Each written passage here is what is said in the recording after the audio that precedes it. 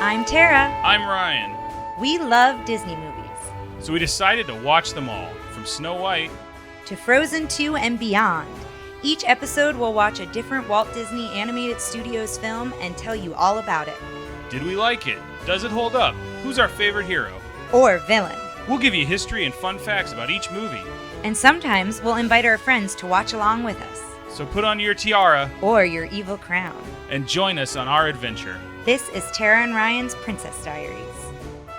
Hello, fairy tale friends. We are here with an extra special mailbag episode coming to you kind of in between our regularly scheduled episodes because we know that the Pocahontas episode was, not our most fun, lighthearted episode. It's quirky. We wanted to kind of, didn't want to leave you kind of in a rotten mood for a whole week.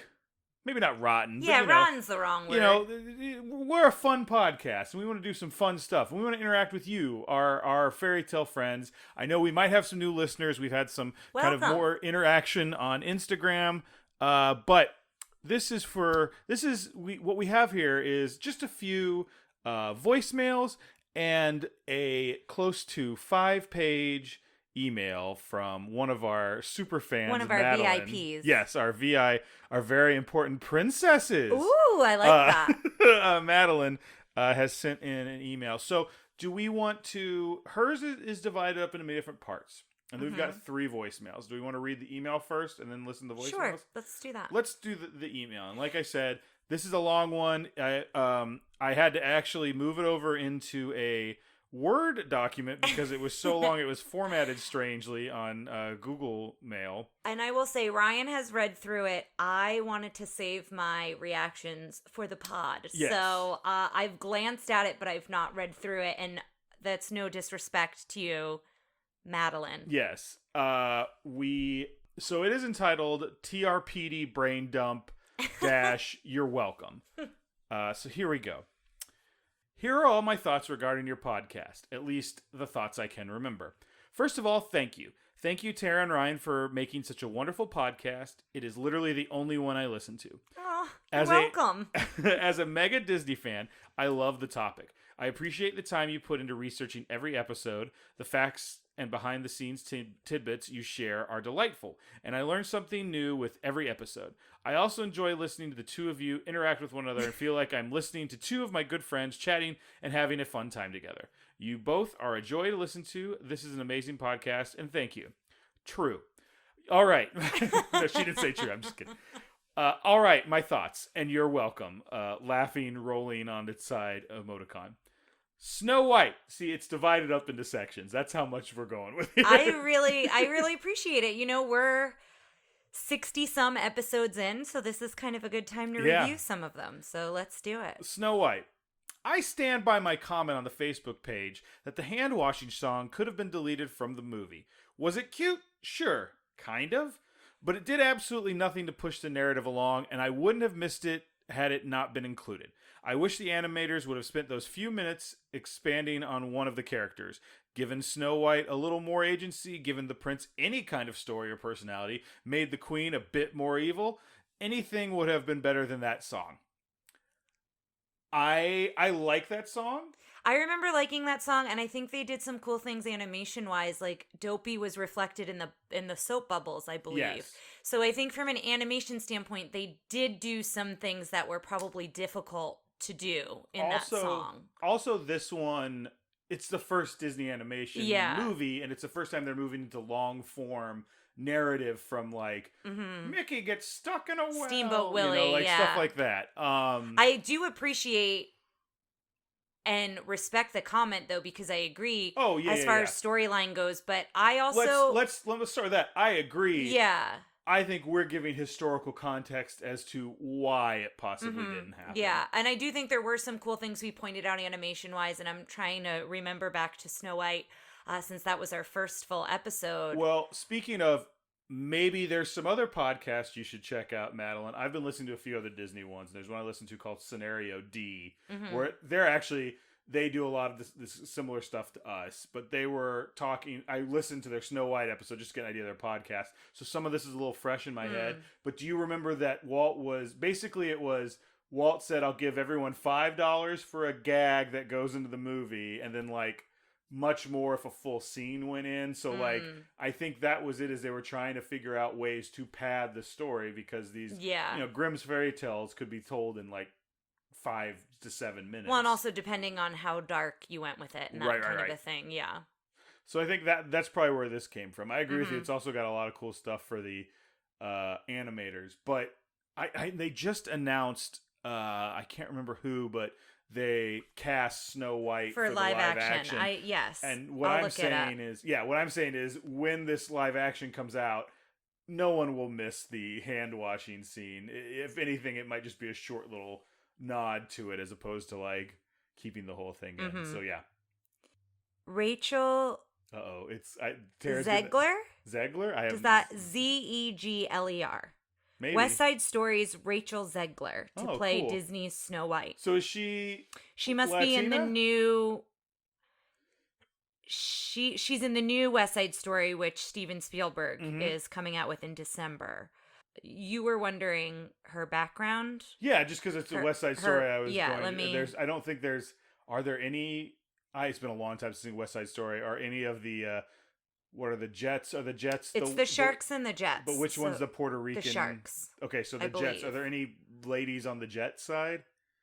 I don't remember. It's been a long time. I do want to see. I know there are people screaming. I do want to see the new one, but yes.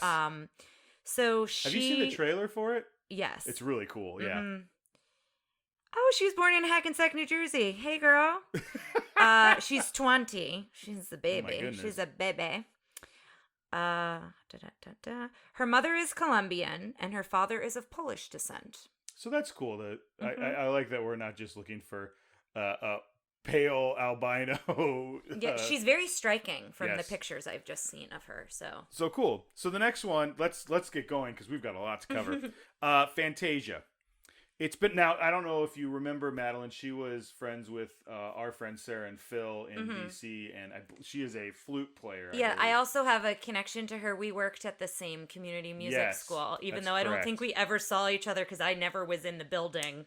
Because all of my work was in the community, and I think she was at the building. She's also the one that's doing a flute camp that is Disney themed. Yes, that's right. Yeah. So that's all on our Facebook page if you want to check that out. Fantasia. It's been a while since I listened to this episode, but I think I remember you and your guest co-host, talking about whether or not this is appropriate for young kids to watch. My oldest is 3.5 years old, and my youngest will be 2 in August, and we watch this all the time. All right. But in chunks. I agree altogether this is a very long movie and hard to sit through, but we'll watch a segment or two at a time. Specifically, my kids request The Sorcerer's Apprentice. They call it the Mickey Sorcerer movie, and Rite of Spring. They call it the Lava and Dinosaur movie. This is a great one to watch with kids, and yes, in chunks. An interesting thought I had while listening to this episode was the parallel between the delayed success of Rite of Spring and Fantasia. Both were panned when they first premiered. The Rite of Spring literally caused riots in the opera houses, and both now are considered classic works of art. Just an interesting parallel. I believe we talked about that in the episode. I think we did, yeah. But yeah. I have fond memories watching Fantasia as a kid myself, especially the Pastoral Symphony, because I love the Pegasi. Not sure what the plural of that is. Maybe Pegasi. I feel like I just had a discussion.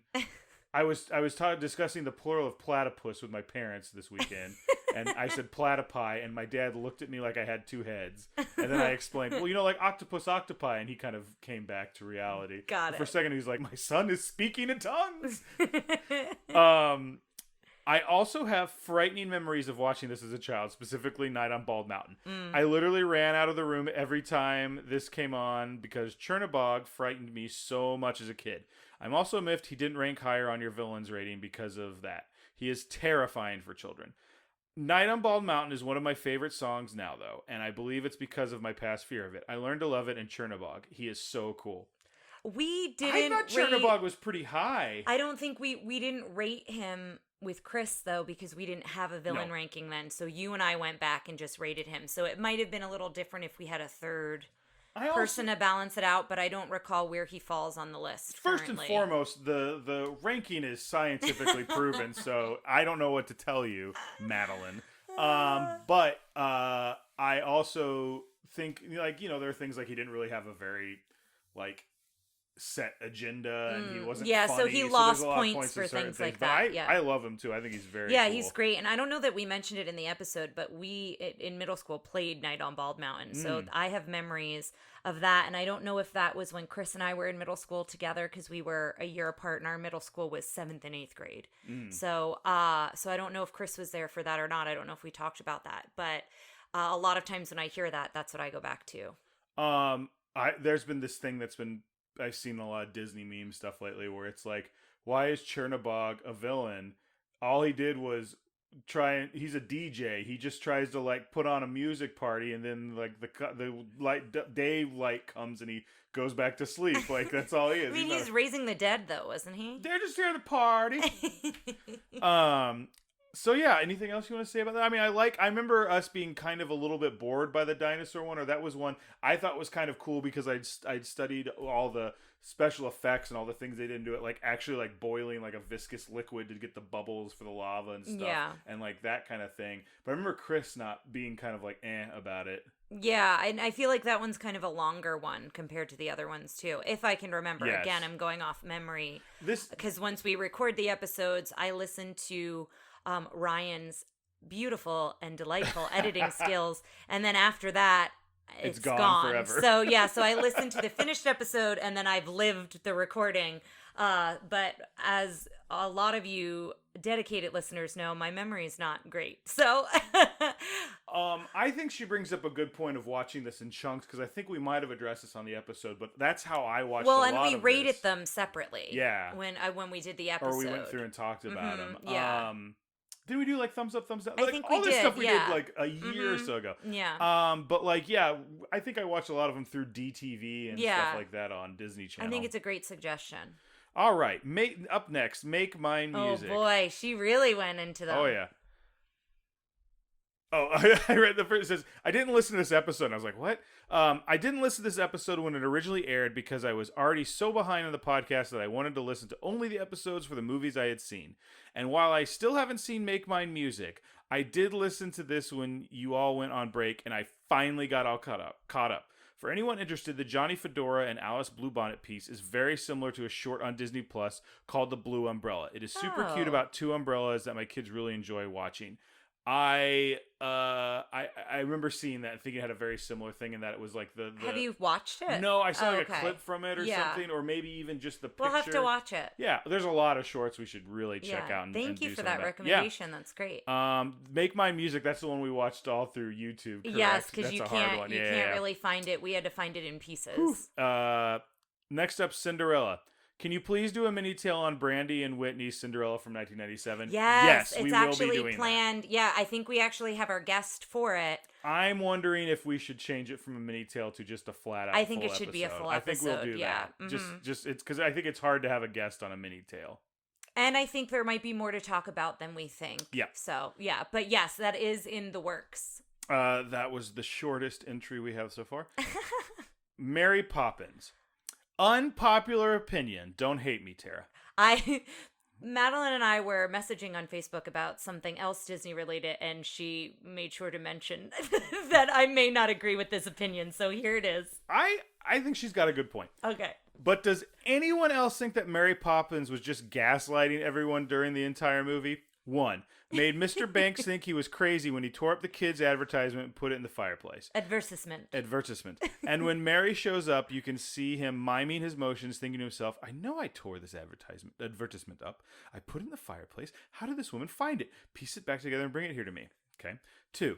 Anytime the kids mention magic or claiming to have seen Mary do something magical, jump into paintings, move toys around the room, slide up and down the banister, she always comes back with, that's preposterous, that never happened, you're imagining things, etc. She gaslights everyone throughout the entire movie.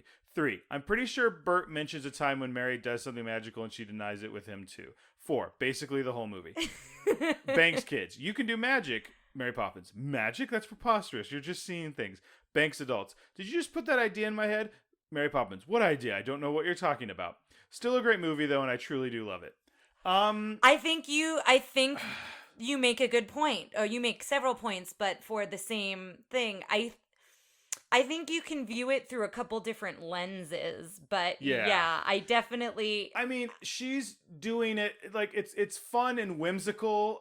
I don't think it teaches a bad. It is gaslighting is bad. Yeah, we agree but with that. I don't know if crazy making's not what I want to say because that's not really appropriate or a great way to say it. But she does. Especially when it comes to the adults, she does like make them really be like, well, I know I did this. Like, and that can be exacerbating, I guess. I guess she makes people exacerbate I feel like she's keeping them on their toes. That's part of it. So next we have Mary Poppins versus Mary Poppins Returns. I am so sorry, Tara, that you thought we, the listeners' Facebookers, wanted you to watch Mary Poppins Returns because we hated you or wanted to punish or torture you. I know I personally voted for you guys to watch this one when you made the poll on Facebook because I know how much you loved Mary Poppins, and I genuinely thought you would enjoy watching Mary Poppins Returns. Was Mary Poppins Returns as good as the original? No. That's putting it lightly. That was my own Ryan's editorial. Mary Poppins is such a magical movie and can never be replaced or redone. But I also don't dislike Mary Poppins Returns as much as you guys did. And listening to your mini tale, however, you did bring my attention to something I didn't notice when watching Mary Poppins Returns myself, that they tried too hard to be like the original, going beat for beat, musical number by musical number. But I still think it's a pretty magical movie and a great way for a new generation to fall in love with the story. First of all, I want to point out that she's always apologizing to two. I watched it too. I was meant, like, I am part of this. It's not just Tara and Tara's Princess Diaries. I think I said that Mary Poppins is one of my all-time favorite movies. So I will agree with her second point about it introducing to a whole new generation. I think there is something to be said about that. I would hope that I don't know, if we were to have a kid, I would show them the original Mary Poppins. But I do think there's something to be said about, you know, they're expanding the story, or if you had a child who loves Mary Poppins, now there's two versions of Mary Poppins. Yeah. So I do agree with her point to that regard. You can go listen to the episode. I have very strong opinions about it. And I think my biggest knock for that movie, my biggest negative for that movie is the beat for beat. I think if they followed a different format, I think it would have been a more interesting film. I wonder if we would have been more easier on it if we weren't A, doing a like deep dive podcast, or B, hadn't like very recently seen the original. You might have. I think my feelings would have been the same. It's ingrained in your brain. Well, because I know the original so well because I wore out the VHS. So for me, I think my opinion would have been similar. Yours might have been different though because it wasn't a film you watched a ton. Mm-hmm. Oh no, I've seen it a bunch. Oh, okay. I just I'm curious, what did your mom think of it? I don't know that she's seen it. My aunt... my mom tends to go, like, with any remake, any sequels, like, it's not as good as the original. Well, your mom refers to herself as practically perfect in every way, so that's why I was curious. But my aunt also, she was an elementary school teacher and read all the books, loved the original. Anor. Oh, yeah. Loved the original, like, we talked about it a lot, and she was a bit disappointed by it as well, so... And that's not to say, look, listeners, if there are those of you out there who love it sounds like Madeline really enjoyed it too. I'm not knocking you for it. I think I just have such a strong connection to the original. I think no matter what they came out with, it would have been hard to compete with my kind of emotional connection to the original Also, film. tastes are subjective. True. Like, we don't want to take away from anyone's enjoyment. Yeah. And speaking of that, the Aristocats. Oh boy. I think this is a sweet little movie, and I don't understand why you, just Ryan, hated it so much. Are there some racial issues? Yes. But you covered those, and despite those misrepresentations, I think this is a cute little movie. This is my favorite of the movies that I said throw it in the vault. It wasn't that I definitely don't hate this movie. I just don't think I would ever watch it again. I just don't care for it. It's just not anything I'd want to see again. And I think going back to that nostalgia piece, I think neither one of us I don't remember ever seeing it in its entirety. Right. And maybe I did, maybe I didn't. I think that definitely comes into play with some of these. It forms our opinions because watching it for the first time as an adult might be very different than if we had seen it as a child. I also don't think it has some racial issues. It has one racial issue, and it just sticks out like a sore thumb. Yeah. So, and it's just like it's completely unnecessary to the rest of it, and it's such an easy thing to clip. It's interesting because I've gone back on like I really have started to like Thomas O'Malley since I've read a couple things about him being like a Disney dad, but he's a Disney stepdad. Yeah, he steps up in a way that doesn't happen a lot in Disney films. Yeah, that character, in that setup. I definitely like when I say lock something away in the vault. It's just like I don't need this on my shelf. That's what it was. It wasn't so much like keep it away from me. Yeah, we came up with the vault. It wasn't Pete's Dragon. It wasn't Pete's Dragon. Pete's Dragon, hoof. And there's here's the thing with both those movies. So with the Aristocats, I have had scales and arpeggios in my head this week. No idea why. And Pete's Dragon, I still love. I know you hate it, but the like child abuse song. I know. I love it. It's so stupid. And I just enjoy it. But The Jungle Book, 1994. Thank you for doing a mini tale on this. I had no idea this was even a movie. It's so good. The Rescuers. I am heartbroken that you guys didn't give Evan Rood more credit. He was amazing and my favorite sidekick. Also, here's a testament to the research Disney put into the movie. I thought this was cool. This is something we didn't catch. Did you know that Evinrude is a brand of boat motor? And they named the Dragonfly Evinrude because he is the motor on the leaf? I find that very clever. I like that. Cool? Thank you for adding that. Evinrude Outboard Motors was the North American company that built a major brand of outboard motors for boats, founded by Ole Evinrude in, maybe it's Ole Evinrude in Milwaukee, Wisconsin in 1907. That's very cool. I remember really liking Evinrude. I guess we just didn't talk highly of him. I liked him a lot, but I remember liking him, yeah. I also love the idea that Medusa and Cruella are sisters or somehow distantly related. Yes. Someone should do something with that. I would love it if Madame Medusa showed up in the live action? In the sequel to Cruella. Yeah, that would be fun. Ella. Anyway. Ella. Secret of Nim and Who Framed Roger Rabbit. Listening to both of these episodes inspired me to rewatch both movies. Hadn't seen either in years and was really glad to have revisited them. However, rewatching them, I remember how much the old owl scared me as a little kid. So creepy. And same with Judge Doom, especially the end with his eyes shudders. I can't remember, but did you guys talk about the Who Framed Roger Rabbit attraction at Disney World in this episode? We didn't, but I remember going to this. It wasn't a ride, but was basically the giant warehouse with Acme boxes all over the place. And it must have been a character meet and greet spot because we have a picture of my dad with Jessica Rabbit. Or maybe it was just a cardboard cutout of JR. Either way, I have vivid memories of walking through and playing in that warehouse as a kid. It was like a bunch of things you could pause in front of, like the dip truck or the weasels. Now that she's mentioned it, I'm remembering it. I think it was a cutout of Jessica Rabbit because I posted the walk around Jessica Rabbit they had for a while, and it was horrifying. You would remember that. I also don't know if I mentioned it on the episode, but I had a drawstring, like a pull string Roger Rabbit stuffed animal. Yes, you did, I think. Did I? Okay. Either, or I just might know that. Yeah. Christopher Robin. Thank you for recording this mini tale. I had never seen this movie until I listened to your episode and was inspired to do so. Such a cute movie. And now I play Say What You See with my kids. Oh, it's so delightful. Listeners, if you still haven't watched it, go watch it. It was very good. Such a warm and fuzzy film. Beauty and the Beast. This is a long one. Does anyone else think Belle is singing about foreshadowing her future when she sings to the sheep in Belle? Which I also thought was called Bonjour. Haha. Yeah. Everyone. At least us. I agree with this. She says, oh, isn't this amazing? It's my favorite part because you'll see, and I'm not going to sing this. Here's where she meets Prince Charming, and she won't discover that it's him till chapter 3. Yes, it feels very much like this is the story she's about to encounter. Read somewhere that the book she's supposedly reading is Aladdin. Like she's describing... In that song, she's describing... they both have the same Yeah, they have the same kind of plot, but I read that somewhere. I don't know that we mentioned it, but I read that in like a Disney trivia something or other. But yes, it is also foreshadowing her story. Maybe it's more like chapter 11 when she discovers that the Beast is her Prince Charming, but I've always loved that line in the song because of the foreshadowing. Also, did you talk about how old the prince was when he was turned into a beast? I did not think of this. I'm pretty sure he was only 10 or 11. The enchantress says by his 21st birthday he must fall in love. The spell cast upon the castle dictates that the beast must find love and have that love returned to him before the last petal on the rose falls on his 21st birthday. Lumiere sings about being a candlestick for 10 years. 10 years we've been rusting, needing so much more than dusting. Are you telling me that a 10-year-old you wouldn't have been a little bratty too? That you tell me that at 10 years old, you wouldn't have been a little bratty too and turned away an old hag if she came to your door asking for help? Don't you think his parents taught him stranger danger?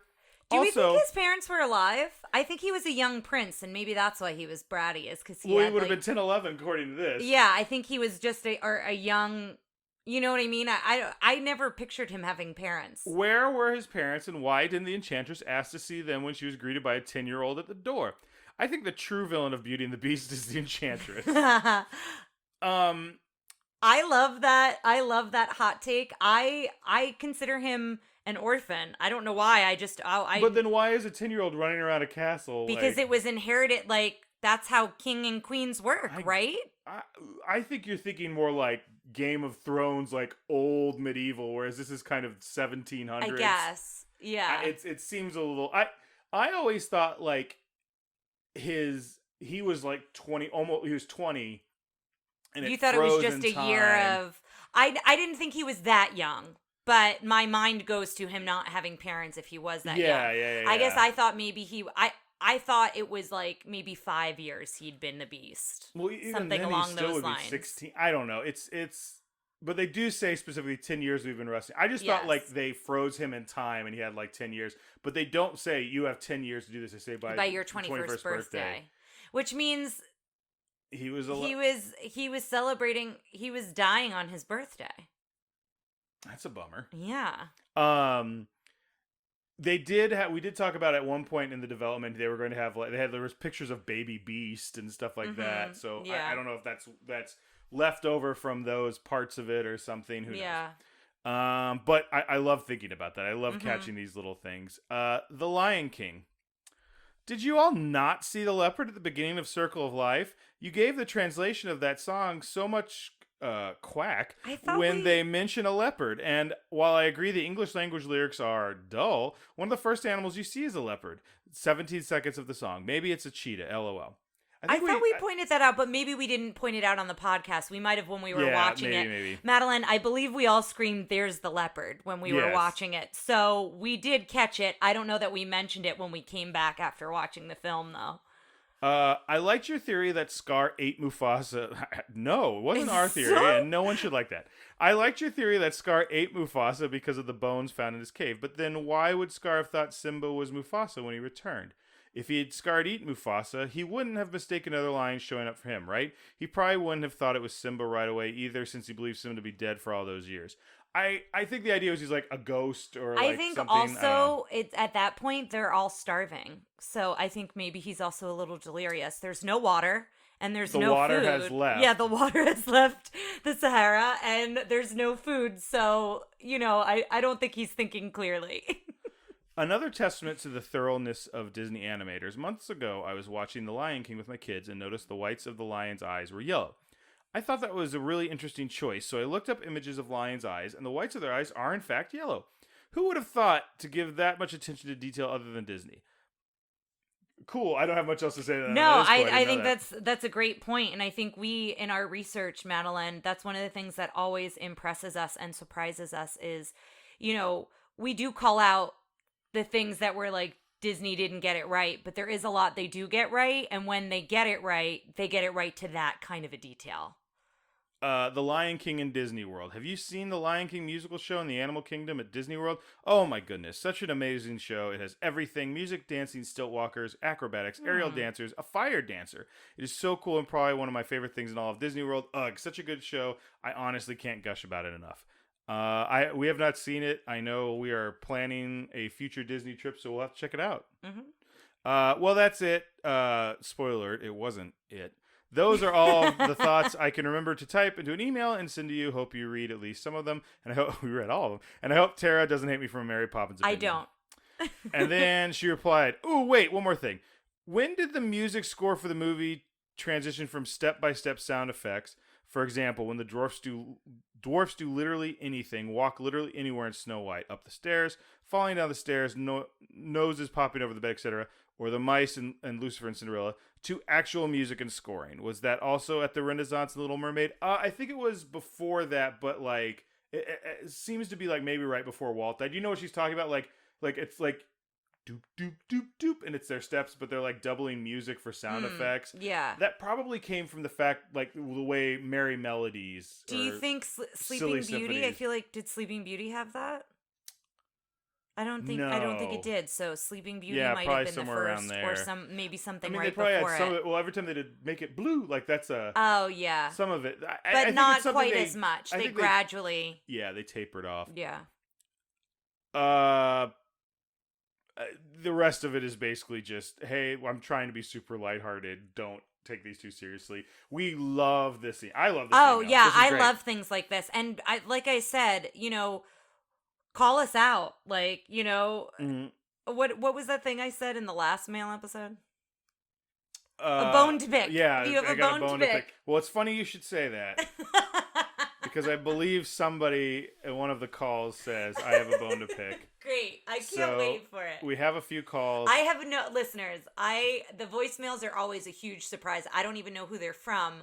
Ryan always surprises me with them. Madeline's email, I at least had some prep for, so I'm really excited to hear the voicemails. So here we go. Hi, Tara and Ryan. This is Richard. And yeah, I got a bone to pick with you.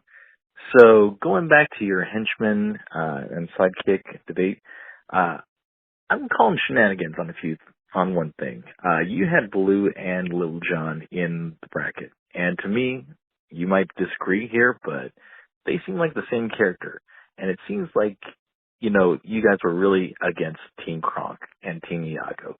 So I want to know, do you guys feel like this was a little bit of underhandedness, or were you guys just, things just play out that way? Anyway, love the podcast. And hey, Ryan, hit me with the Bigfoot fact.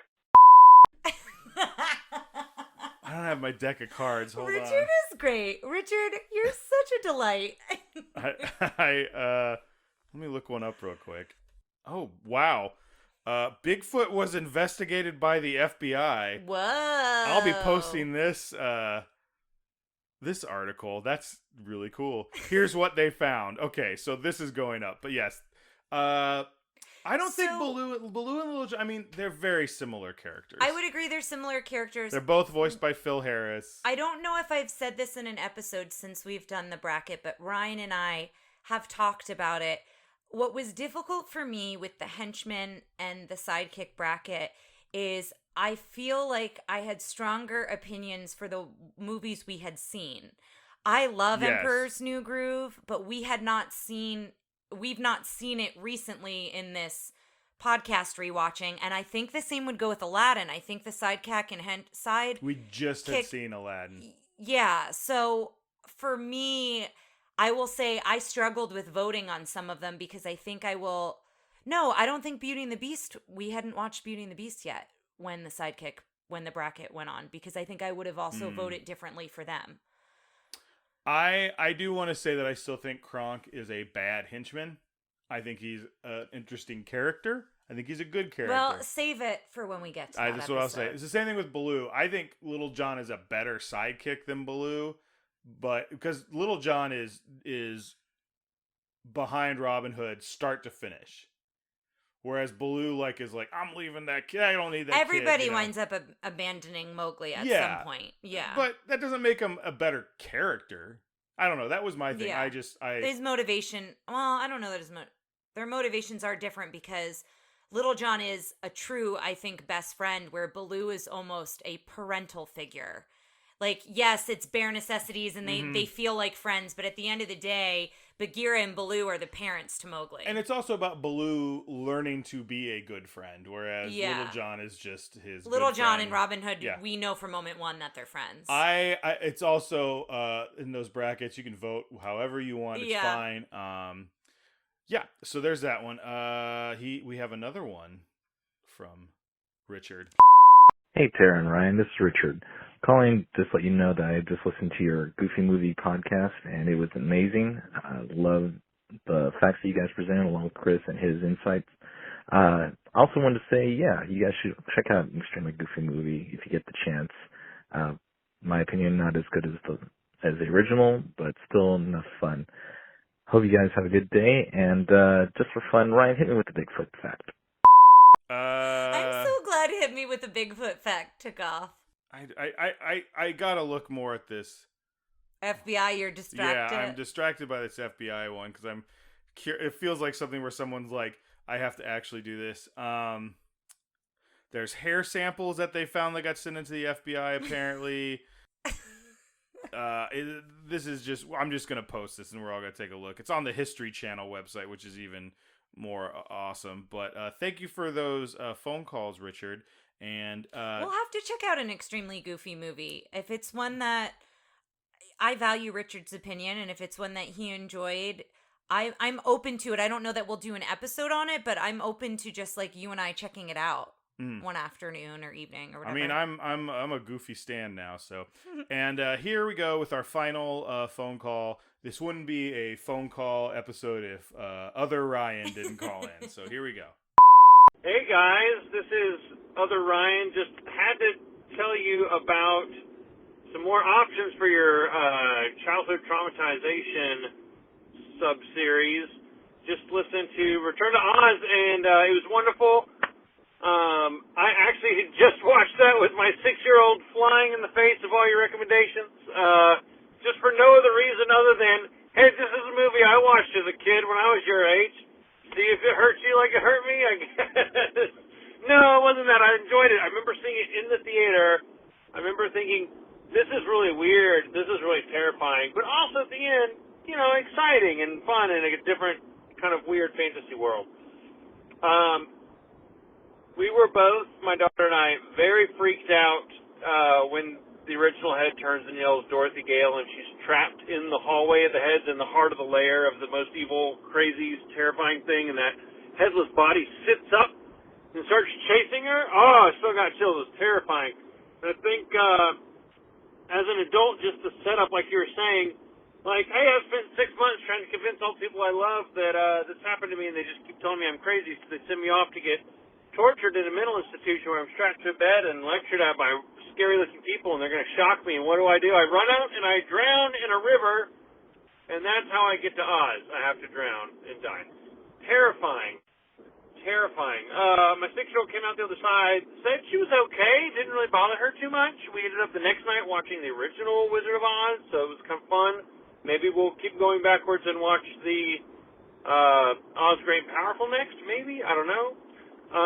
But recommendations, put Neverending Story on there, because if you watch that as a kid, it is horrifying. I showed that to my son when he was 3, and I took for granted how scary it was, and there's this scene, super spoilers here, so bleep this out if it's too much, but we're watching it at the end, this huge scary wolf jumps to attack Atreyu, and he kills it, and then all of a sudden the storm gets worse, and the world blows away, and even like the thing that he lives in is gone, and there's no world anymore.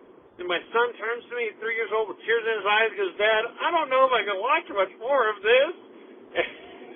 So that right there, I think, quantifies why you should put Neverending Story on the list. Hope you guys are doing well. Thanks for all your podcasting. Really enjoy it. Take care. I loved that voicemail. I love all of other Ryan's calls to us. And what I will say is thank you for sharing the positives and negatives of parenting when it comes to showing children movies. I think all listeners, we are childless adults, but I think if we did have children, I think we would fall to that as well. You have these such strong nostalgic connections. I love, here, watch this. Let's see if it hurts you like it hurts hurt me. Yeah. But you know what I mean? You think Neverending Story, a lot of times it's like, oh yeah, Neverending Story. Oh no, that exact scene, that used to scare the heck out of me when the wolf jumps at him at the end. Have you seen that one? I've seen it, but it's not one that I watched a lot or have any specific memories of. We did a poll recently, and it was between Labyrinth and Ewoks 2, and Labyrinth swept. Mm-hmm. Because I think it's objectively the better movie, but I might call an audible and say we do Neverending Story next. I don't think it's on Disney Plus or anything, but I'm willing to get it somewhere else and check it out, because I think it's in that sweet Return to Oz spot where you go, this is for kids. This movie for kids. That's a joke. I don't know if we've ever explained it. We went to go see Hunger Games. Skip forward if you don't want the Hunger Games spoiled. There's a part where a little kid is shot, and like the main character Katniss is holding her in the arms, and there's like no one in the theater. But there's what was the character's name? Something Rue. with a P? No, Rue. Yeah. And behind us, this woman goes in this voice. I'm just trying to imitate her voice as best I remember it, and it was, "This movie for kids." And Tara and I proceeded to die laughing. We had read the books, so we knew it was coming. Obviously, this woman had not read the books, and so it was quite the shock for her. That is, I think, Never-Ending Story is prime for that. So we may call it audible. I mean, we're deciding this on the air, but I think we should stay true to, we said the next run would be, but Never-Ending Story will be after that. And then Ewoks to the Battle for Endor. Thank you guys so much for, we hope this is a fun little thing to do. Like we said, putting it out in between is kind of an extra episode. It went longer than I thought it was going to. And if it were me, I'd be really excited if my phone call made it on the air. So, listeners, if you want to give us a ring... 787 yo. No, isn't it 707? Hold on. 707 yo TRPD1. Again, to make that easier, it's 707-968-7731. Call us. Leave a message. If you have some sort of problem with us, remember to say, "Yeah, I got a bone to pick with you." Or hit me with a Bigfoot fact. I will do a better job next time of having Bigfoot facts at the ready. I mean, I know we could have paused. I could have gone and found my deck, but anyway. The other thing I would like to do, I'd like to take a moment to ask if you are a listener who is really enjoying what we're doing, if you could rate, review, and subscribe. No matter what service you listen on, it really helps us along the way. And we really enjoy reading the reviews. We've got some on there. I listen to our podcasts a lot of time on Apple Podcasts, so that's kind of where I'm reading stuff, but I know there might be, I don't know how Spotify works. Spotify doesn't have reviews. Okay, so is it mostly on Apple that does that? Yeah, and if you want to go to another site and review us, whatever. And all that stuff really helps us out. We're really trying to reach a broader audience as we finish up our Disney run and go into whatever the next thing is for this podcast. But yeah, anything else you want to share before we sign off? Just a big thank you. The Facebook group continues to grow. Lots of fun conversations there. Our Instagram is recently growing as well. So yeah, you can look for us on all the things. We're also on Twitter, but I'm not on Twitter, so I don't know what's getting posted on there. Richard, Carly, Bob, and I think that's about it. Yeah, I'm not on Twitter, but I will say Instagram and Facebook, there's a lot more activity going on. But guys, thank you so much for listening. Get a hold of us, and as soon as we get enough emails or something, we'll do another one of these. But until then, we'll see you next time. Take care. Thanks for listening to Tara and Ryan's Princess Diaries.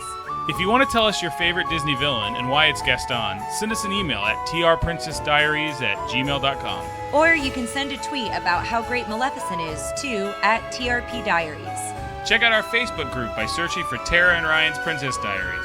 Tara and Ryan's Princess Diaries are available on iTunes, Stitcher, Spotify, Overcast, and many more. Wherever you hear us, please be our knight in shining armor and give us a 5-star review. Thanks again, and until next time, remember to always live happily ever after.